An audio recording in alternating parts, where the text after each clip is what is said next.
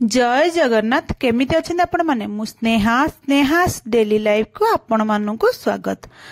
आपण माने देखि पारुथिबे मु आज आंबुल राई बनेछि। आंबुल राई तो समस्ते बनाउथिबे, किए केउ प्रकार बनाए, किंतु मु आज बिना प्याज रसुण रे एमते आंबुल राई बनेछि। ए आंबुल राईटा ना आपण माने थरे खांतु, बहुत बढ़िया टेस्ट लागिबो। आ तापणे बिना प्याज रसुण रे मु बनेछि, आपण माने एटा निश्चय थरे ट्राई करंतु। तापाई चलत आम आंबुल राई एमती आंबुल नहीं, से आंबुलर मझिरे गोटे एमती परस्त बाहर एमती कागज टाइप रो सेमती ताको काढ़ी देबे। एटा रहिले आंबुल राई रे भल लागेनी। तापरे आपण माने तले बतुरे देकी आंबुल राई बनेबे ना, हेगुडा भी बाहर की चोपा गुडा भासे, एटा भल लागेनी खाइबे। सब जगह एमती काढ़ी देबा सब आंबुलरू। आपण माने देखि पारथु इजी रे एटा बाहरी पड़ियो सब आंबुलरू। मु जेमती काढ़ी देउची आपण माने एमती सब काढ़ी देबे। देखो तो सब आंबुलरू मु काढ़ी देली, से चोपा गुड़ा जो व्हाइट कलर जो चोपा लगी था सब आंबुलरू काढ़ी देइची। आपण मानक ही देखै दउची। देखंतु सब आंबुलरू काढ़ी देला परे आउ हमर कोउथरे भी लागी नाही। मु आपण मानक ही देखैतिले, आपण माने एई भली काढ़ी देबे। तापरे मु एठी हल्का उषुम पानी आंबुल रे दे देइछि। देखंतु हल्का उषुम पानी देबे, जेमती हल्का उषुम थिबो देकी से आंबुलटा को रे भले की पानी बुड़ीला भलिया देबे। देकी ताते हळदी अल्प पकई देबे, जेतिकी हमर आंबुल राई रे हळदी पकैया कथा ना आपण माने एठी ही पकई देबे, परे पकैबा दरकार नै। पकई देकी हळदी अधे चमच पकापकी पकई देकी ताको एमती बतुरेकी आधा घंटा छाडी देबे। तापरे मो एठी ग्राइंडिंग जार नैछि, सेतिरे मु धळा सोरिष 2 चमच देइछि आ कळा सोरिष भी 2 चमच देबे। आपण माने जेतिकी धळा सोरिष देबे सेतिकी कळा सोरिष देबे। आ लंका आपण माने राग अनुसार देबे। एठी मु 6टा लंका देइछि, ताको ता प्रथमे सुखिला रे ग्राइंडिंग कर देबे। पानी प्रथमे देबेनी, सुखिला रे ग्राइंडिंग कर दिला परे आमे तबरे पानी देकी ताको पूरा चिकन करी गोटे चिकन पेस्ट बनै देबा।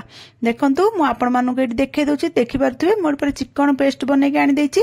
आमे एमती पेस्ट बनै की ताको साइड रे रखि देबा। तापरे आमे एठी गोटे कढ़ाई बसै देबा, हाथिरे अल्प रिफाइन तेल पकै देबे, काइना आमे बिना पेस्टनर करूचे। रिफाइन तेल गरम हैला परे आमे से जो बेसर बटाटा रखितले ना राईटा हमर धळा सोरिष आ कळा सोरिष कंचा लंकार बटाटा, से बटाटा पकै देकी सांगे सांगे गोळेई देबा, नले हम तेलटा छिटकीबो ऊपर को गोळेई देला परे। तापरे मु कोन कसे ग्राइंडिंग जार हमर जेतिका मसला लागितबो, ग्राइंडिंग जार अल्प टिके पानी देकी मसलाटा धोई देकी हम एठी पकै देबा। पकै देकी ए जो सोरिष बेसर मसलाटा मात्र 2 मिनिट कसिबे, बेसी समय कसिबेनी। 2 मिनिट हल्का माने फ्लेवरटा तार ये हपे, काई ना हमर सोरिष राई रे सोरिषर बास्नाटा ही आंबुल राई रे सोरिषर बास्नाटा ही बहुत बढ़िया लगे। आ रहिले ही हमर आंबुल राईटा बहुत बढ़िया टेस्ट लगे। हेतिबे हमें 2 मिनिट खाली एमती गोळे गोळे ताको कसी दबा मीडियम फ्लेम रखी की 2 मिनिट रु बेसी कसिबेनी। 2 मिनिट हे गेला परे एठी मु आंबुल जो बतुरे की रखितले ना, से बतुरा आंबुलटा को पाटा पानी सहित ही पकेबे, पानी फपाड़ीबेनी। पानीटा ही हमर खट्टा थिबो, पानीटा दी फपाड़ी देबे ना हमर आंबुल राई खट्टा लागिबोनी। हेते पानीटा पानी सहित आपण माने पके देबे। पके दे ता गोळे की आउ अल्प पानी ऐड कर देबे। पानी पके देकी आमे कोन करता गोळे देकी घोड़े की 5 मिनिट हाई फ्लेम रे ताको भल्ल करी फुटे देबे। जेमति तार गोटे फुटा पूरा भल्ल करी फुटी जिवो। आपण माने देखितबे 5 मिनिट परे देखो एमति पूरा भल्ल करी जेमति फुटुतबो। आमे एति बेले गुड़ जेतिकी पकेया कथा हमर मिठा अनुसार गुड़ पके देबा। आंबुल राईटा गुड़ टिके अधिक पड़े, काहेकि ना एटा खट्टाटा। आमे तापर दही भी ऐड करबा, हेतबे आमे कोन करा गुड़ टिके अधिक न पकेले हमर खट्टाटा मिठा बैलेंस ठीक हबनी। हेते आमे टिके अधिक गुड़ पके देबे। गुड़ पके देकी ताको घोड़ेकी आउ 10 मिनिट पूरा फुटेबा छाड़ी देबे। तापरे एठी मो गोटे कप दही नैछि, ताको एमती फेंटी देबा। दहीटा को भल्ल करी फेंटी देबा। एठी खट्टा दही नेबे नै, जो फ्रेश दही ही नेबे। एमती भल्ल करी फेंटी देकी आमे ताको साइड रे रखि देबा। तापर देखंतु एठी हमर गुड़ भी मेल्ट हे गेलानी, आपण मानु देखो आउ बेसी आउ ये करिबा फुटेबा दरकार नै। गुड़ पूरा मेल्ट हे गेलानी। एही समय रे आमे कोन करबा ना लूण दे देबा। लूण तो आंबुल रे दे आपण मानकर बेसी लूण थिबो आंबुल रे ताल कम पकेबे न, लूण टिके किंतु जेमते ले देबे, नहले हमर खट्टा मिठार बैलेंस ठीक हबो नै। लूण पके देला परे आमे नडिया कोरा रखितिबा। नडिया गोटे अध फाल ठारो आ तारु टे कम नडिया रखितिबे। नडिया आपण माने देखि देबे, जदि बेसी नडिया आपण मानो खाय भल लागे ताल नडिया बेसी देबे। मोरी नडिया कोरा पके देइछि। नडिया कोरा पके ता घोड़े की फुटिया पे छाड़ देली।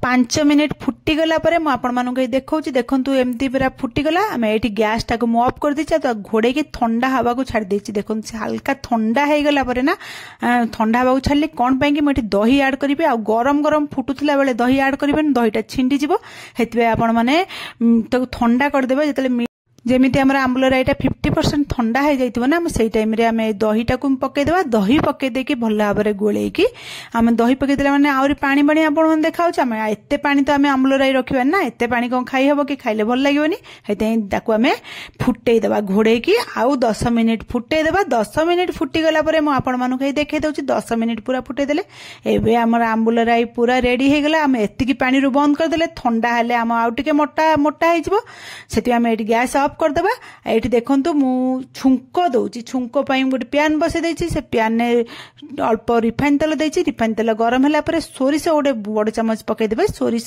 फुटिला बने आम कंचा लंका 4-5 टाइम मझिरु फाड़ कर पकईदे आ भुसुआ पत्र गोटे मुठा पकईदे पकई देकी ताको गोलेबा गोलेकी एमती भल भाव में जमी छुंक गोटे मिनिट खंड एमती गोलेदबा जमी पत्र आउ कंचा लंका छुंक मान तेल भल कर भाजी हो आम एमती गोलेदेला मुझे हेंगु गोटे पिंच पकई देछि हेंगुटा को स्किप करबे हेंगु पकईकी देखिए बहुत बढ़िया टेस्ट लगे बास्ना भी बहुत बढ़िया हम हेंगु टी पकईदेला मैंने ये सांगे सांगे कौन करना हेंगु पकई गोले देकी गैस टाक बंद करदे हेंगु पकईला ना बेसी समय भाजवा दरकार नहीं आम आणिकी जो आंबुल आमर राई जो रखी से पकईदे पकई देकी सांगे सांगे आम ढांकणा घोड़ेदे जमी सब बास्ना गुड़ा आमर आंबुल राई भितर मिसीज 5 मिनिट पर आपन को गोलैकी देखा घोड़ा काढ़ी देखु आंबुल राई आमर केते सुंदर देखा जाउची आपण माने एतिकी पानी रखिबे देखु एटा ठंडा हलाने आउ टिके बसीजिवो आ बेसी मोटा रखिबेनी नहले फेर बेसी मोटा हो खाइला बेलू भी भल लगे ए टिके पानी पानी रहिले आम खाइया भी भल लगे ये आंबुल राईटा ना आपण माने एई भली थरे बनैकी देखु देखिबे जेतिक भात खाउथिबे ता डबल भात खाइबे आपण मानक मुझे बाढ़ी देखी दूसरी देखिले ही जापर केते टेस्ट हो बहुत बढ़िया लगे खायापे भल लगिले मो चैनल लाइक शेयर सब्सक्राइब निश्चय करेंगे कमेंट माध्यम मत निश्चय जनइबे आज रेसिपीटी आपण मानक केमिति लगिला रोहुची जय जगन्नाथ।